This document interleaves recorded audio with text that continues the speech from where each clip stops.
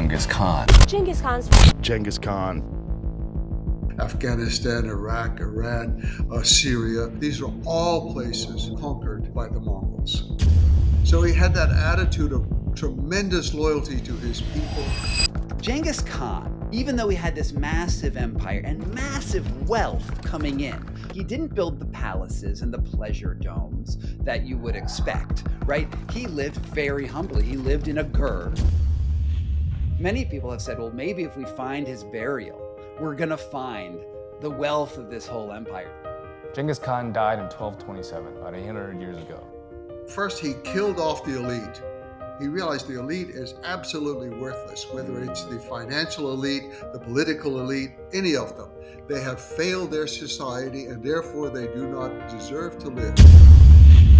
He said, every person must have the right to choose for themselves. Every person can choose. And if you try to force a person to change their religion, you should be killed. I don't know, that history is pretty sketchy. The Mongol civilization was perhaps the most important empire in world history. And, well, for most of the people in the world, we sort of give it a bad name. We think of Mongols as barbarians, as people who were the destroyers of European civilizations, of Russia, of China. These people who just murdered and destroyed, raped and pillaged. But the thing is, if you actually look at their accomplishments, the Mongols had more territory than any other civilization, I believe, in history, including to today. They created a postal service. They created a lost and found for pets. They created paper money. The Mongols were amazing. And I have this thing where, I don't know if you saw this on the internet recently. There was this internet, some historian said most men spend their time thinking about the Roman Empire, which got a lot of laughs on the internet. And the thing is, I spend a lot of time thinking about the Mongols. Maybe that makes me weird. Maybe I should be, thinking more about Julius Caesar. But Genghis Khan was epic. And you know what? I'm not the only person who thinks about the Mongols. In fact, I'm here today with Jack Weatherford, who's an anthropologist, a professor emeritus at Macalester College. He's the author of 9 books on subjects as diverse as the history of money, Indian tribes and the United States, the commerce of pornography, which we should probably get into. But most importantly, for our talk today, 3 books on the Mongol civilization. And I ride a lot of, I ride my bike a lot, like 3,000 miles a year. And he had this book called Genghis Khan and the History of the Modern World, the making of the modern world.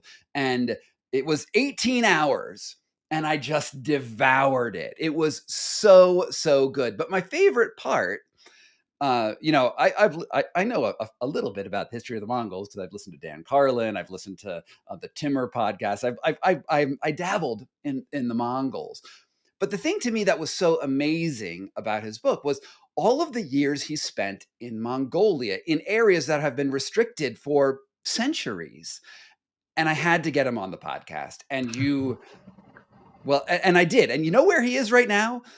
He's in Cambodia. He retired and was like, forget Florida. I'm going to live in Cambodia.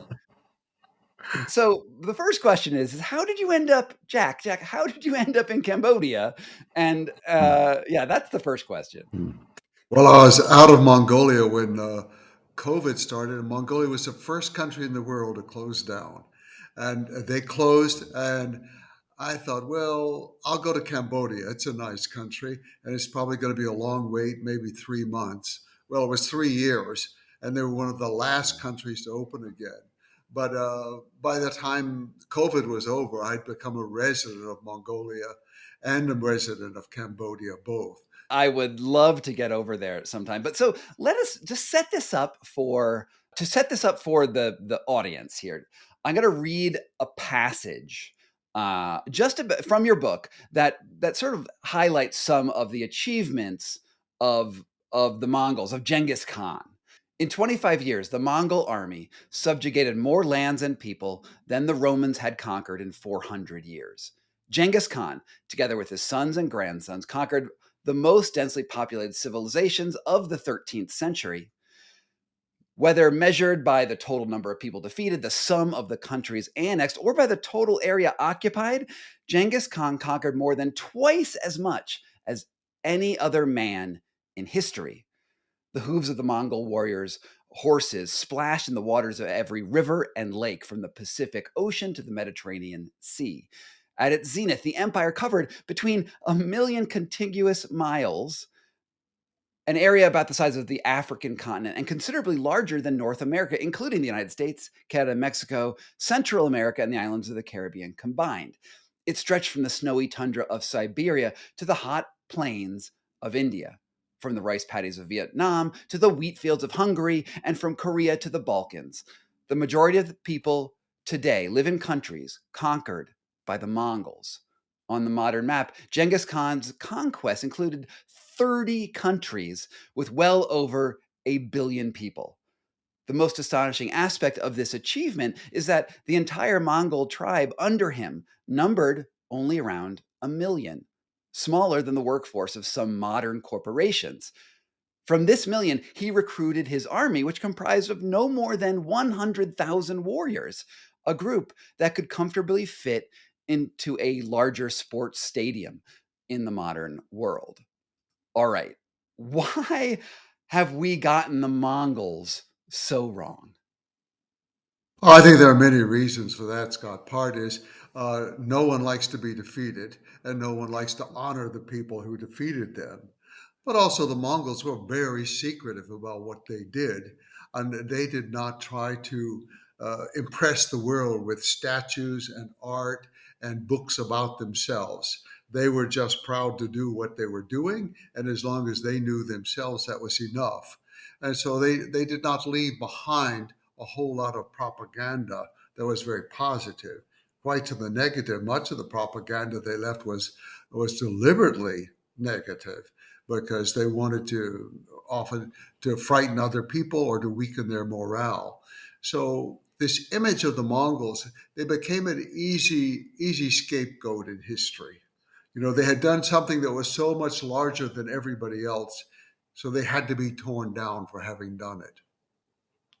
Yeah, isn't that fascinating? Because their accomplishments really, I mean, not only did they conquer, what you make a very good point of in your books is that they built a civilization, but they built it without the monuments that we associate with civilizations, right? They were able to knit together, and I think this was the thing that is most misunderstood about the Mongols, is that they knit together disparate groups and got them to work together. I mean, either by force and fear or by actually really efficient means, right? He made a lost and found for pets. That's amazing. You know, this small number of people, like you mentioned there or in that reading, of 1 million people in his nation, and he was conquering nations of hundreds of millions of people with an army of 100,000. You do not do that just by force. You do not do that just by fear. That can be one of your tactics, and you certainly have to have a very good army. But he also knew to do exactly what you said. And that was, he knew how to build up support from within the society. He would see what are the fracture points within that society, and he would go after. It was very often religious points, whether they were Muslims or Christians, or whether they were one kind of Christian or another, or one type of Muslim or another. And he would side with the minorities, those who were out of power. He would offer them the chance of freedom of religion, and they would join him. And then, as soon as he had done all the conquest, he integrated them into a much larger economic system of trade in which he had built an elaborate system of caravan stations where people could get horses, where they could get supplies, and they could move on. And most importantly, he protected all of it. So the routes were open and they were safe. That's why we have someone like Marco Polo. First of all, his father and uncle went to China once. They came back, they got him, they went twice under Mongol Oh. protection. You think about it, could you do it today? Could any of us do it today? Go from Venice by land all the way to Beijing? It's rather No, doubtful. there are I mean, I do know a friend who biked from Paris to China. So I think there are brief windows sometimes when all the Yeah. countries and their visa programs and like the wars sort of like line up and you can do it. But you're right. I mean, it's not only Marco Polo, it's also Ibn Battuta who comes through, Yes. and it is remarkable how he knit together this world. And you could, I believe he also conquered Afghanistan, right? Like he took Correct. over, and Very I think quickly. he might be the only person who conquered the graveyard of empires. You think that Yes. maybe we could learn something from what he did? You think about the we being America. You think about America's war in my lifetime, all the wars they've had in Afghanistan, Iraq, Iran, Syria. These are all places conquered by the Mongols. Every single one of them, plus China and Russia and all of the Middle East and all of Central Asia. Yeah, it was absolutely phenomenal. But we don't learn from them. We don't even try. When we invaded Iraq and we attacked Baghdad, we didn't look to see, okay, who has conquered Baghdad before? The Mongols, Hmm. very efficiently. And we Hmm. approached that in the opposite way that the Mongols did. And Hmm. consequently, the Mongols were able to rule for over 100 years. The United States got itself trapped inside the Yeah. green zone in Yeah. Baghdad, and the country is still a mess. Yeah. So It's we could learn. We could learn. We could learn, although I will point out the Mongols also started out with something called shock and similar to shock and awe, right? This is what we Yes, did in yes, Iraq. Um, they followed it up with something that which would be unpalatable to the modern world, right? I mean, in the yes, medieval world, I mean, they didn't only take over Baghdad, they leveled Baghdad. They yes. looted it, they destroyed it, which is something that admittedly would be pretty bad right now. I can't imagine the tweets when if we did that. No, And but I think we have to look at exactly what they did do. First of all, it was the Mongols themselves did not enter Baghdad. They let their Christian allies and other Muslim allies do it. And they were the ones who did the actual destruction. But it was under the Mongols. I do not deny it. However, they had a system. These were not barbarians. It was quite a well thought out system. And that is, they told the people very clearly in every case, if you surrender, you will be protected forever. We will protect you. You will not be harmed. Your taxes will stay the same, only now you pay them to us. And we will guarantee you freedoms of religion, we'll guarantee other freedom. People had the choice. And then if they did not, the Mongols attacked. And and you did not Baghdad was attacked.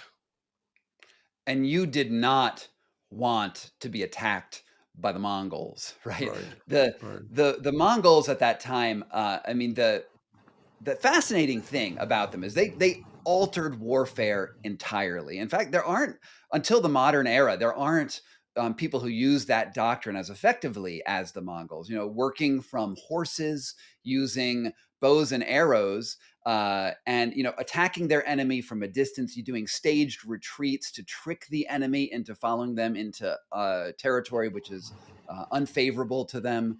And remarkably, the Mongols barely took casualties in many of their engagements, uh, which was a very different philosophy from what you did in Europe, where you lined up two armies and you just smashed each other until one army had more people left, and then that was the total victor. The Mongols were incredibly precious about the lives of their soldiers, and and you don't really see that until to some degree the almost the special forces attacks that we do now out of the United States. And this led me to want to think not so much about their military prowess, which you got to read his book because it's amazing and you'll get all of that military detail.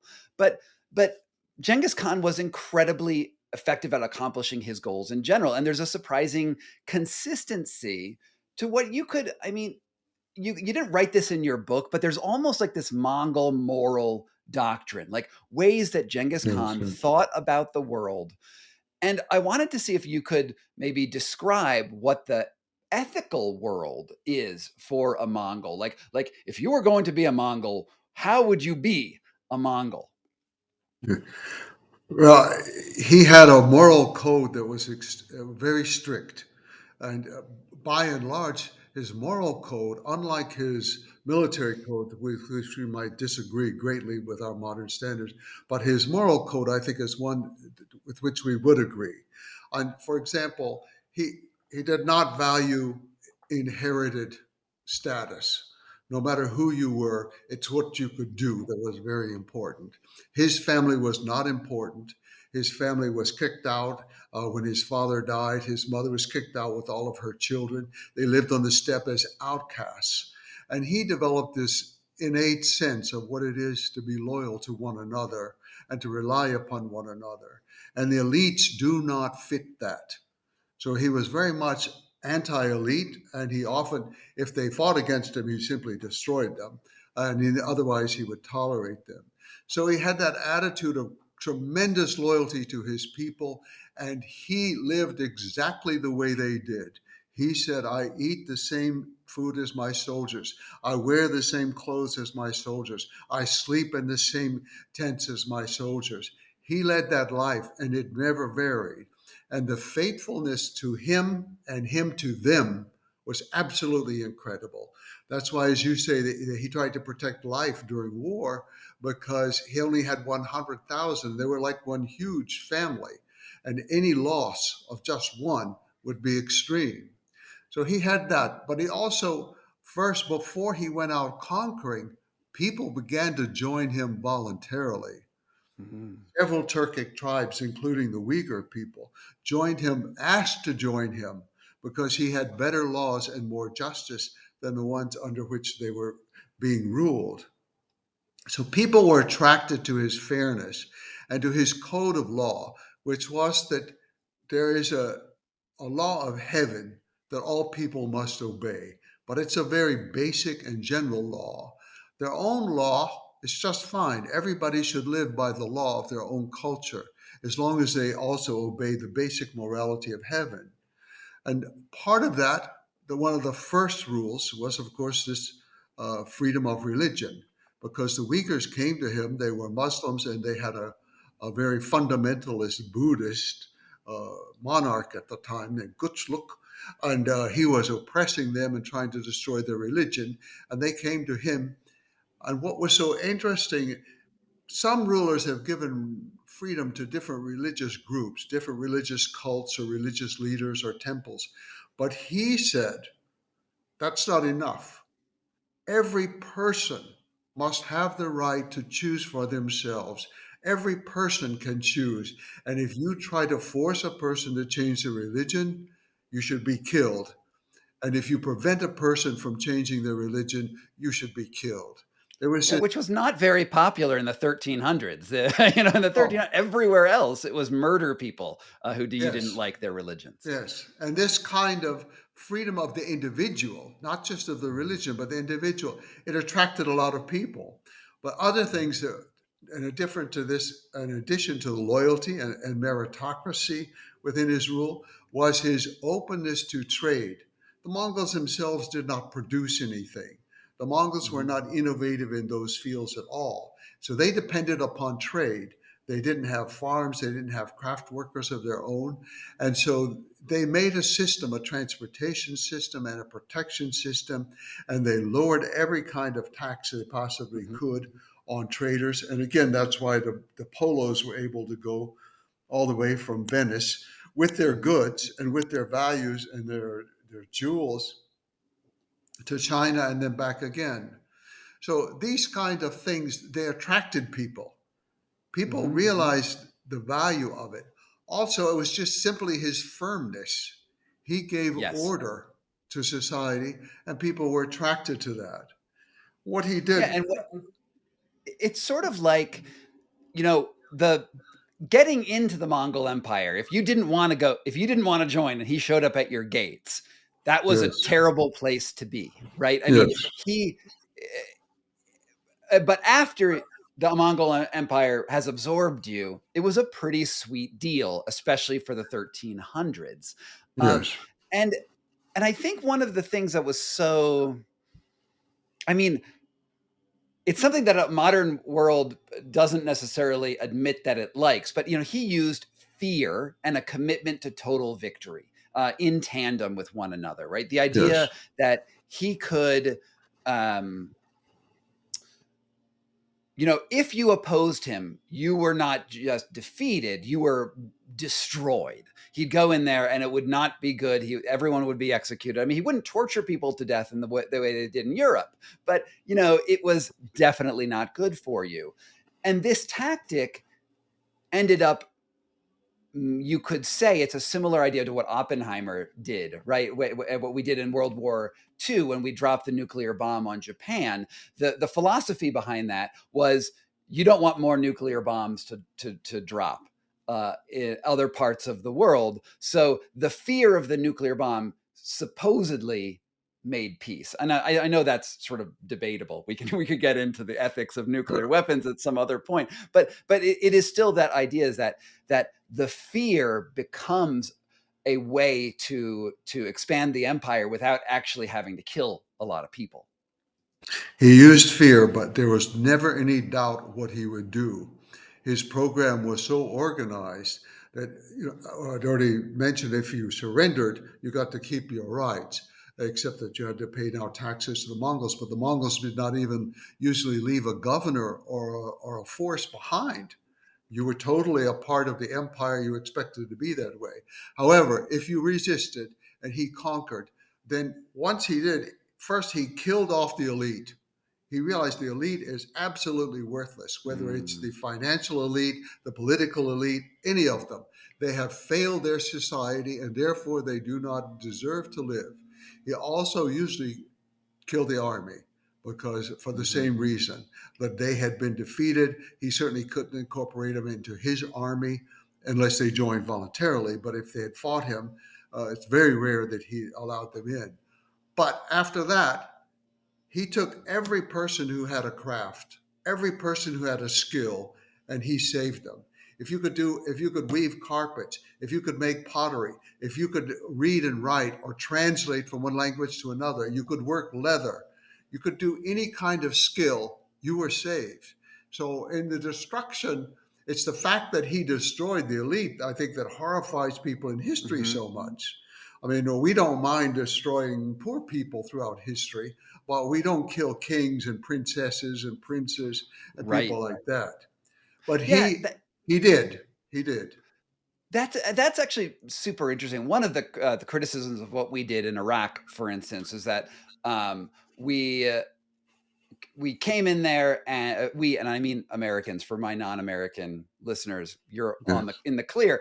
But we destroyed a lot of the institutions that were there and then tried to rebuild them in our own image. But we actually kept a lot of elites as well. So the thing about the Mongols that I think is so important about what you just said is that Genghis Khan, even though he had this massive empire and massive wealth coming in to his fortune, he didn't build the palaces and the pleasure domes that you would expect, right? He lived very humbly. He lived in a gur, which most listeners probably think of as a yurt, right? He lived in these very humble, almost nomadic ways. And even when Kublai Khan, who is his son, I believe, Kublai is a son, grandson. Kublai Khan eventually takes over China and forms a dynasty that then rules in China for many, many years afterwards. And this part of your book was fascinating to me. He adopted externally the view, the trappings of a Chinese emperor with big palaces and all the things that you would think in an aristocracy. But inside the walls of the palace, he built a nomadic village and lived like his Mongolian ancestors. that was crazy to me that he really, he was like, well, they want their aristocracy, but the aristocracy will make you weak. So we cannot do that. Yes. Yeah, Kublai Khan is another whole dish, another whole thing that is fascinating because the Mongols really did leave this legacy that lasted for hundreds of years after the sort of the core eventually disappeared. Right after the Mongol Empire fractured into east and west and south versions of itself, and how long did the Mongols actually continue to influence the world? Well, I can say that the conquest of Genghis Khan started in about the year 1209. He had united his whole country just a few years earlier in 1206, and then he began his conquests. Well, those conquests continued on for three generations through the time of Kublai Khan, as you mentioned. So those lasted for three generations, and then the empire that they created lasted until about 1368, we can say, when the Yuan dynasty fell in China, and about the same time it fell in Iran and in Persia, Iraq, that area. It lasted a little bit longer in some areas. So in Central Asia, some of the descendants lingered on for a while. But I would say more or less 1368 is a good date from which to say the Mongol Empire as an empire was finished, although its influence had not finished. Right, its influence has lasted for hundreds of years, and I think that you pointed out that the last Mongol descendant only left in the 1920s. Yes, yes, yes, yes. Yes, from Uh, Bukhara.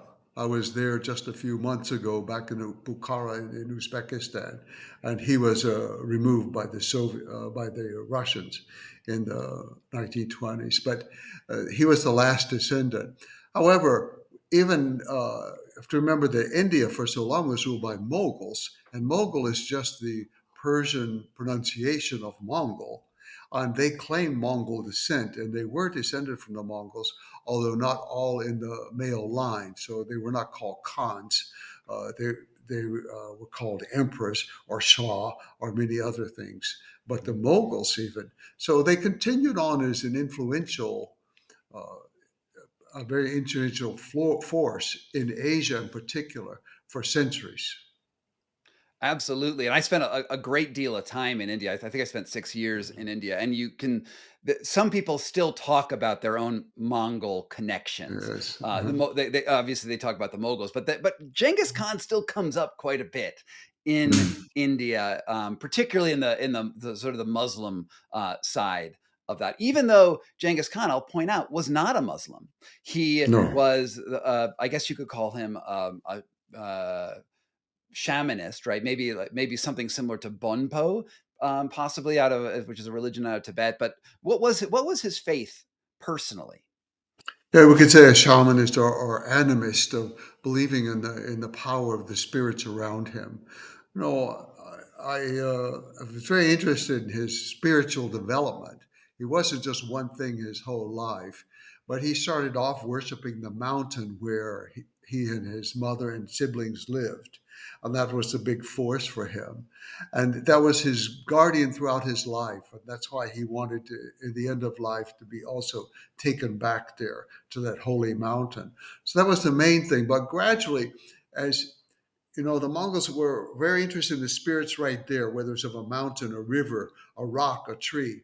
But as they got farther and farther from home, they did not know the spirits. They just didn't know who was this mountain, what was the name of the mountain, what's the spirit, what they didn't know anything about these places. So more and more he began to rely upon the sky. Just the sky was everywhere. The sky was the same over Mongolia or Afghanistan or China or any of these countries that he had conquered. And so he became a worshiper of the eternal blue sky. And he Oh. also, as he saw his own success develop, he began to feel this mission from the eternal blue sky to unite all people in the world. And I believe that he felt that very strongly, this connection to the eternal blue sky. But he did not take that as the decisive religion. He felt that all people had their own religions. As his grandson once said, the religions of mankind are like the fingers of God, and which one should we cut off? He felt that people should live by their rules, but he also said, that most of the religions, they had written scriptures, but they ignored them. Mm-hmm. They did not live by their scriptures. And he said, the Mongols do not have written scriptures. We have our stones and we have our shamans and we have our sky, but we obey them. Yeah, it's fascinating when I'm listening to you speak about the Mongol faith. I studied also in Tibet. I lived in Tibet for a little while, and there's so many parallels between that shamanistic side and what Tibetan Buddhism ultimately came. I mean, Padma Yes. Sambhava and Guru Rinpoche, who very important Tibetan saints, would do things like they would bury treasures and bury texts in the sky, like the philosophy would actually be encoded into the sky in a way that makes no sense to an American, right? It makes Yes. no Yes. sense in Western philosophy, because you're like, you can't write something in the sky. And yet, in that shamanistic view, knowledge can be moved in that way. And personally, I have a very hard time understanding how that works. But they will tell you that it absolutely does, and they call them nur, which is like a treasure, right? They have these things that are very valuable, and they are so esoteric, which leads me to one of the most enduring myths and legends of Genghis Khan, is that when he died, this man who controlled the wealth of the earth, as far as everything, the most money of anyone, the most assets of anyone in the world, his body was taken back to his tribal homeland, into the underneath those mountains that he worshipped as a child, and it became one of the most secretive and off limits places in the world. I'm going to read another passage from your book, which I loved, which sort of sums this up pretty well. After his death, his followers buried him anonymously in the soil of his homeland, without a mausoleum, a temple, a pyramid, or so much as a tombstone to mark the place where he lay.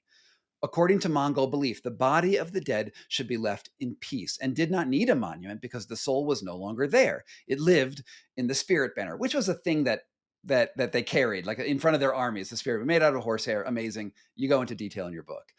At burial, Genghis Khan disappeared silently back into the vast landscape of Mongolia, from whence he came. For nearly 800 years, this area, the Il-Khorig, the great taboo, deep in the heart of Asia, remained closed.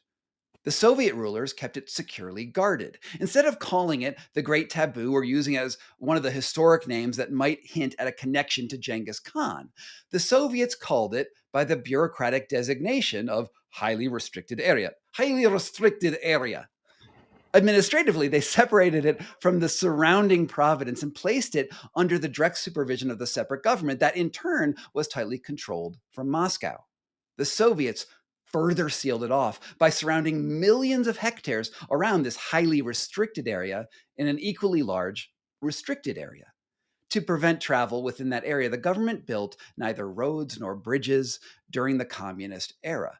The Soviets maintained a highly fortified MiG airbase and quite probably a storehouse of nuclear weapons between the restricted area and the Mongolian capital of Ulaanbaatar. A large Soviet tank base blocked the entrance to the Forbidden Zone, and the Russian military used the area for artillery practice and tank maneuvers, which is absolutely crazy that a leader who died in the 1300s, not only was this area protected during the Mongols and his descendants, where they had actually soldiers who would keep people out of this region. It was even once the Soviets came in and they did all their murders, and they murdered all the monks who were eventually worshiping Genghis Khan's descendants and his artifacts. Even they secured this area, which to me is quite fascinating, because it's probably one of the most restricted places on the entire planet. And now there is this theory. Many people have said, well, maybe if we find his burial, we're going to find the wealth of this whole empire. It's going to be like the biggest treasure we've ever imagined, because of course an emperor is going to have, stacks of gold, like stacks of jade, stacks of pearls. And that's where he was hoarding it, like some sort of dragon. But what I love about this, and you've actually been into this area, and I want to ask you what it was like to go there, because the internet is full of videos being like, they finally found Genghis Khan's burial site, and they look at some rocks, and you think you're going to get something. But isn't it interestingly ironic that the most off limits place possibly on Earth for the longest contiguous time is just pristine wilderness? Yes, with wolves and with other wildlife living there, and with trees that have fallen, and it's a quite a mysterious world, and it's very interesting that, as you say, that even under the Soviets they protected it. However, they had a different motive, and that was Stalin wanted to find Genghis Khan. He was very interested. For example, he found, it wasn't hard to find the body of Tamerlane, Timur Khan in Uzbekistan, and he had him removed, and then he had his skull brought to Moscow, and they studied it, and they recreated an image of his head, what he looked like. And he wanted to do the same with Genghis Khan. I cannot say why Stalin wanted this, but anyway, it's also interesting that Genghis Khan's real name was Temujin, which meant Iron Man, Temujin, and Stalin's name, of course, Stalin, meant Man of Steel. So it was a very interesting obsession he had with Genghis Khan. But the area survived. No one ever found him. There is nothing in the grave. I'm quite convinced of that. There's going to be nothing there. He was wrapped in felt. He had not accumulated wealth in his life. He was a nomad. He wasn't going to carry around tons of gold with him. He believed in the recirculation of wealth. So one of his sons said, "Where's it going to go? We give it away, but where's it going to go? It's going to come back. It's going to come back." So it's a circulation of wealth. And I believe that he was buried with nothing, because he said, "Let my body go, but let my nation live." And so this place, Ikhorek, Burkhan Haldun, is the mountain. It's sometimes not considered really appropriate to talk too much about it. But part of the issue is you should not mention the name of the mountain when you're too close to it or within sight of it. It's interesting you mention Stalin. I did another video, which is on YouTube somewhere. I'll put a link in the description. But it's the reason why Stalin got the skull of Tamerlane in the West, was he wanted the spiritual power to some degree of these great conquerors, because he saw a connection. Timur's name also meant iron, Yes, and yes, yes. and there's this crazy conspiracy theory, and it's almost definitely not true. But I'll just recount it very briefly. Is when Stalin went there to go collect the skull out of Oh, yes. Timur's mausoleum, it actually happened the day before Operation Barbarossa by the Nazis to invade Sure. Russia.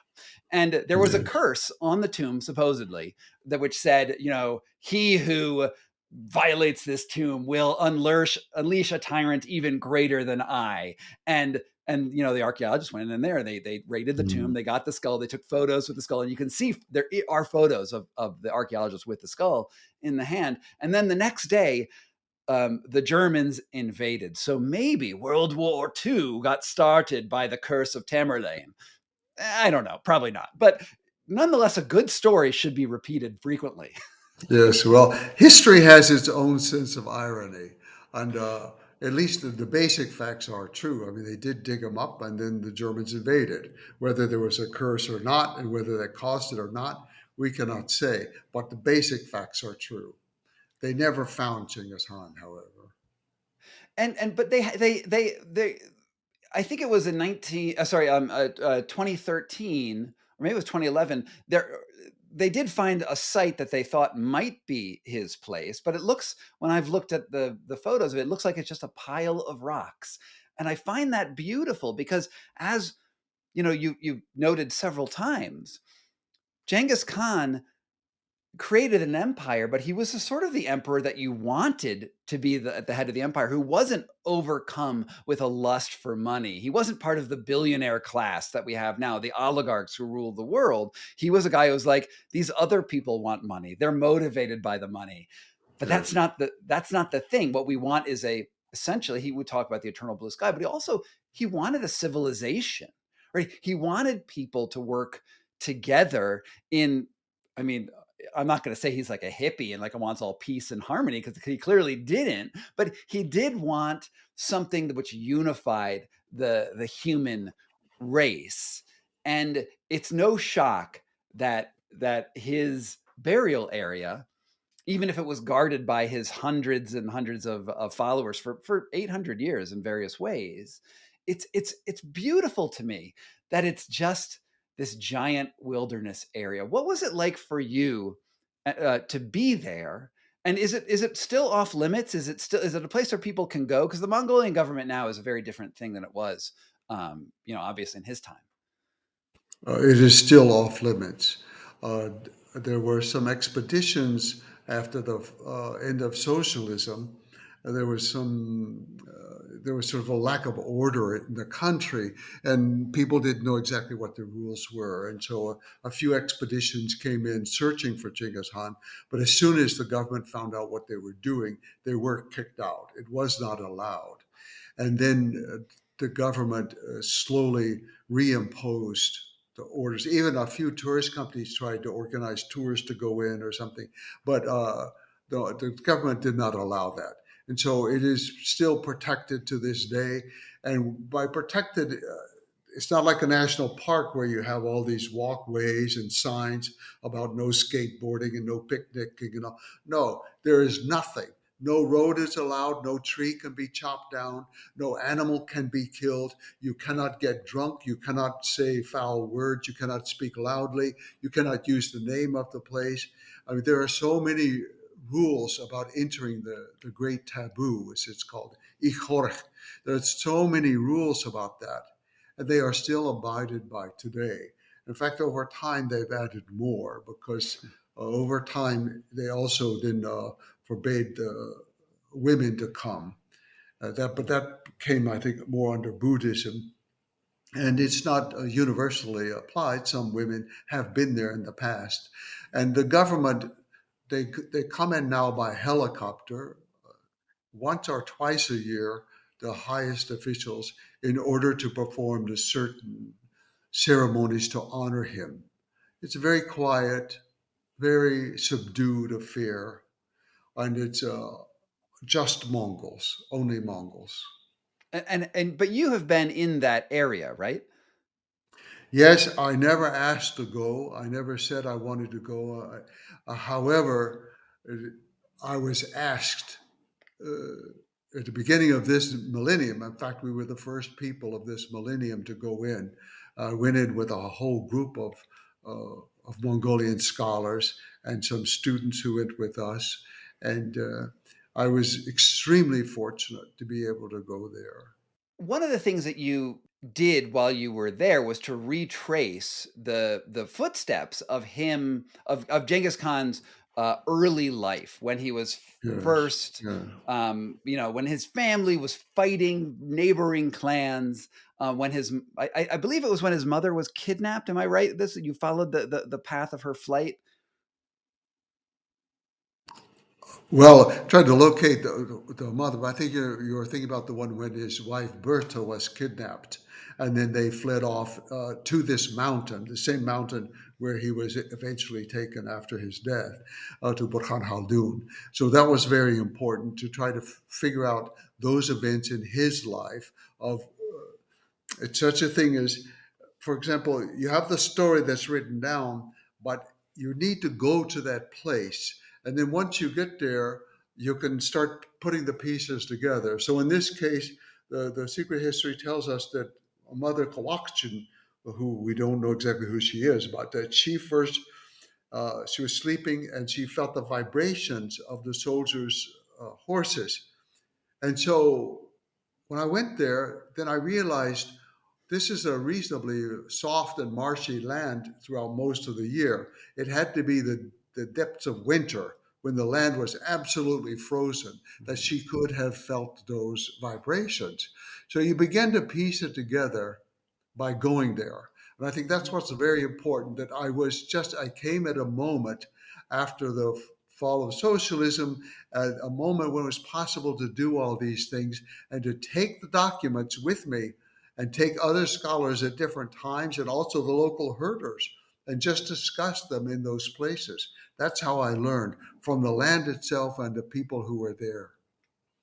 Well, that is, I think that you raise a point that we have to touch on here, is that from the 1300s to, let's say, roughly the 1970s, what we knew about the Mongol Empire was very little, actually, because unlike all of these other civilizations that, as you said, left their propaganda behind, their written words, we knew something about the structure of how the Mongol Empire operated, because there were, of course, some administrative documents here and there. But who Genghis Khan was, he wasn't even painted until I think it was 50 years after his death.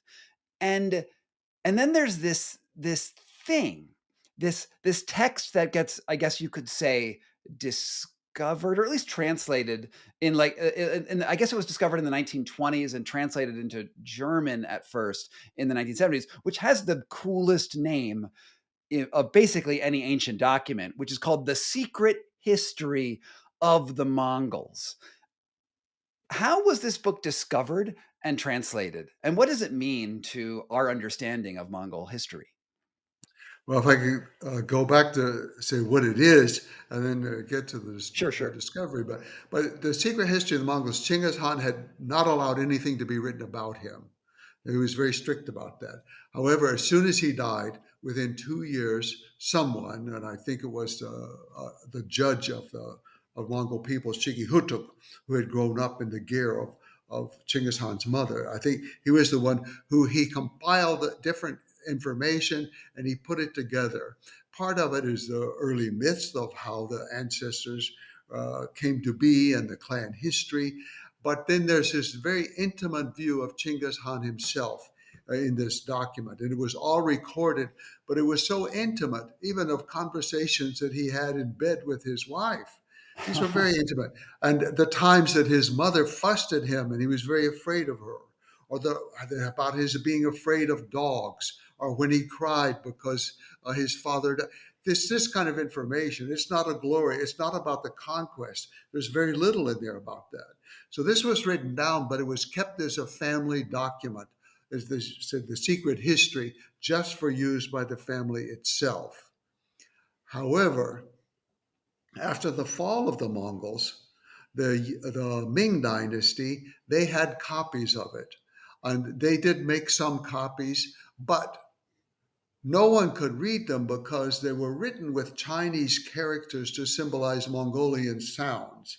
So you Mm, had to be able to read it in the Ming Dynasty version of pronunciation of Chinese characters, but you had to be able to hear it with a Mongolian ear of the 13th century. It made it a very unusual document. For the most part, it seemed to have been lost. And then in the 19th century, a Russian religious leader who was in China as an ambassador, as an envoy there, he discovered a copy of it because it had been used to help train translators because Mongol language had been so important even into the Ming. It had been used to help to train the translators. So he got this sort of school copy of it. But again, it was mm, very difficult to decipher because it's just like nonsense Chinese characters. Made no sense right. to anybody. It took a terribly long time, and there's the story goes on and on with the document because he sailed back to Europe to Marseille, and then somehow the document disappeared again. It wasn't found for another generation, and it was in a hidden compartment in another professor's desk. The professor had apparently acquired this Mm. somehow without letting it be known. So anyway, eventually they began to work on it and they began to translate it. And so in English, it was published in the 1970s. It's also been published in Russian and German, many languages now. But it had to be published also in Mongolian because it was not written. The copy that was found was in these Chinese characters. So it had to be rewritten into modern Mongolian. So the secret history is an extremely intimate document, and it Yeah, was kept how do secret we for a good reason. how do we know? And so I've heard, Dan Carlin has this another long history of the Mongols that he talks about. And whenever he brings up the secret history, it's sort of like, I don't know, that history is pretty sketchy because, as you say, there's like these intimate conversations with his wife and childhood, and uh, these details that would almost not be possible for someone to record after a person's death. So, and yet it's also one of the only looks into that time period. I mean, I think there's only another couple historians who are writing around the time of Genghis Khan's like sort of activity, and usually they're outsiders who are getting like their families murdered by Mongols. How would you say reliable is that history um, for us when we're trying to understand Khan, or is it just like any other historical document? No, I feel it's quite reliable because it is such an intimate. The most reliable parts are the intimate parts of growing up inside the gear and what people are saying and who's afraid of whom. But when there are episodes that happen outside that have been verified by other chroniclers of the time, they always coincide. So that part seems to be fairly accurate. But there is information so much about his childhood growing up that we have in no other source. Mhm. And very little of it is complimentary, that he killed his half brother. This is in no source in the world except Mhm. that one. And then once you find out that he had done that, it helps to explain a lot of other relations and things that happened on and on. There's Mhm. tremendous debate within there about the paternity of his son. This Right. is not something that a royal family is going to let out, and it's not something that's just going to be made up for some novelistic approach. It was a deeply divisive issue within his family of who had fathered his eldest son, and all of his other sons rejected the paternity of the eldest son. They called him a bastard. So to have all this recorded in a document, it's Mhm. extremely valuable. Sometimes it's almost like you had a tape recorder or video there to hear the words that were being said. And I believe very much in those. Now, there are additions to it. There are places where something was cut out. That bothers me a lot. There are places where something was inserted. But you Mhm. study the document long enough, you can see it. The conversation is Mhm. going on and on and on, and suddenly there's a little paragraph that just doesn't quite match. Well, it was Mhm. probably inserted later for some political purpose, and you can usually ferret out that purpose rather easily. So Mhm. the basic document, I do think, had an extreme amount of truth in it. Now, it was still one person's view of what was happening and his own memory of what was said in the gear, and there could be some slight errors. But I think when he cried, he cried. When he was Yeah. afraid of his mother, he was afraid of his mother. When she took out her breasts and waved them at him and told him, "Do you remember these?" I think those things happened. I mean, it's certainly as good as our ancient Greeks. Herodotus Yeah. is known for his errors Oh, as well, yeah. and it is truly remarkable that we were able to find this secret text, and really, it only came out in the last 100 years that we Yes. got it, and it adds so much power to our understanding of the Mongols, which makes me want to get back to sort of where we began here, where the Mongols are so unbelievably misunderstood. And I'm going to read another passage, which I think is pretty important in your book. The tribe of Genghis Khan acquired a variety of names over the years: Tartar, Tartar, Mughal, Mogul, Moal, Mongol. And that was the name that always carried an odious curse. When the 19th century scientists wanted to show the inferiority of Asian and American Indian populations, they classified them as Mongoloid. When Russia could not keep up with the technology of the West or the military power of Imperial Japan, it was because the terrible Tartar yoke put on her by Genghis Khan. In due course, the Mongols became scapegoats for other nations and their failures and shortcomings. When the American bombs and missiles drove the Taliban from power in Afghanistan, the Taliban soldiers equated the American invasion with that of the Mongols. It's always the Mongols' memory in the world is always of destruction. You are doing a lot in your book and your work. It's not one book, you have 3 books now. You've done so much to help rescue the Mongol narrative in the world today, and to show how important and forward thinking that empire actually was. I want to thank you for that. And I also want to say, how can we reassess, and what can we truly learn from the Mongols still? Oh, I think one of the most important lessons from Genghis Khan in particular is how to learn from our mistakes. I think all of us believe that we learn from our mistakes, as we often repeat the same mistake over and over and over. You can certainly see that at every level in our society. Our country, United States, has been at war virtually every year of my life, and they have not won one war in my lifetime.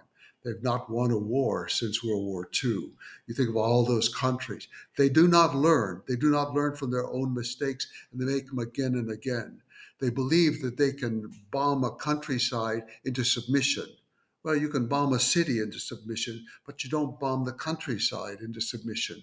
But these are the kind of things that we do in one country after another. We don't learn from our mistakes. Genghis Khan learned from his mistakes. The first city he tried to besiege, he had never even seen a wall. He had never seen buildings before. And he came there and he didn't know what to do, but he looked around and he saw irrigation systems. He talked to people. He saw that they dug canals. So he decided to redirect the canals and the river against the city walls in order to destroy them. He did it. And his own levees broke and they flooded his camp. Well, he learned from that. He wasn't Oops. defeated. He came back and he figured out what they had done wrong. And he, first of all, he admitted it. After every battle, they would go through the things that were done incorrectly very carefully. So he learned from his mistakes and then he corrected it. I think that's an important thing that we can learn today. Another thing, though, is whether we agree with his mission and his sense of the world or not, he was trying to create a world empire that was going to be living in peace. That was his dream, and I believe that he held it very strongly. We try to impose democracy on the world, and we kill the people in order to make them democratic, and it hasn't worked. We haven't installed democracy on any country in my lifetime, and I'm 77 years old. No, so we could learn from him, even simply the strategy of war, of how he fought. We should have learned from him. We did not. I think even today, in the understanding of what's happening with Russia and Ukraine, there's much we could learn from having studied how Genghis Khan conquered Kiev. Or I'm sorry, that was how his grandson conquered Kiev, how they conquered Kiev. I think this is very important to study these lessons of the past, whether for war or for peace. Also, I call it the making of the modern world because his ideas are so modern. If we listen to him, he forbade the selling of women. Absolutely, because his mother had been kidnapped, his wife had been kidnapped. He outlawed the kidnapping of women and the sale of women. He granted religious freedom. He outlawed any kind of harm to envoys, messengers, or ambassadors. Diplomatic immunity at a time when envoys were routinely killed. He had so many laws, and we all agree with those today. Yes, we believe in the emancipation of women. Yes, we believe in the right of ambassadors to have freedom from. Yes, we believe in religious freedom. The world does not practice it. There's not a day that goes by without people being killed in the name of religion. There's not a day that goes by that women are not bought and sold, even in our own country, in the name of just profit. All of these things we believe in, but we violate. He believed in them and he made them active in his own lifetime. In his empire, he insisted that those things should be obeyed. We can learn from that. We can learn a And lot from Genghis Khan. And he also said that the law applied to him as well. He Yes, was not above the law, which is a thing that rulers yes, around the world yes, like to think of themselves as exceptions. yes. Jack, this has He- been such a great conversation with you. I just want to imagine you on a horse riding through the plains of Mongolia, drinking what's the name of the bloody Horse milk? milk, Irek, but a lot of people say kumis, but in Mongolia we say Irek. I want to see you. I want to envision you getting drunk on Iric and living your best life, because this is you have a fan in me. I'm gonna listen to your books as they come out, and real pleasure for to be able to speak with you. And when you have 3 books on the Mongols out, you have I guess I said 9 books out in total, and the breadth is truly stunning. I mean, I sort of wanted to talk to you about, you have a lot of experience in Native American tribes in North America, and there seem to be some connections between Native American tribes and Mongolian, at least structures. And I wanted to dig into that with you, but we will have to save that for some future time. And if anyone wants to find out more about you, other than your books, where should they go to discover you? I don't know that. I, I'm not important. It's the work that's important. I think, somehow when authors start writing about themselves, it's like, yeah, Chinggis Khan and me or something. No, I, I am his student and I try to study him. But as far as finding out about me, no, there's nothing important about me. It's just about him. Well, all of you listeners here, that's totally not true. You should read all of Jack Weatherford's books, and at least to understand the spirit of the things that he has spent his life researching. So thank you so much for listening in to this podcast and video cast. You know, like, subscribe, all those things that you're supposed to do, whatever. Maybe don't. Just look up at the eternal blue sky and realize that we're all one. Yes. From Boltua, may it be so. That's what the Mongolians say. Your blessing, may it be so. Boltua. from PokeyBear LLC in Denver, Colorado, and Cambodia. This was Scott Carney Investigates. Thanks so much.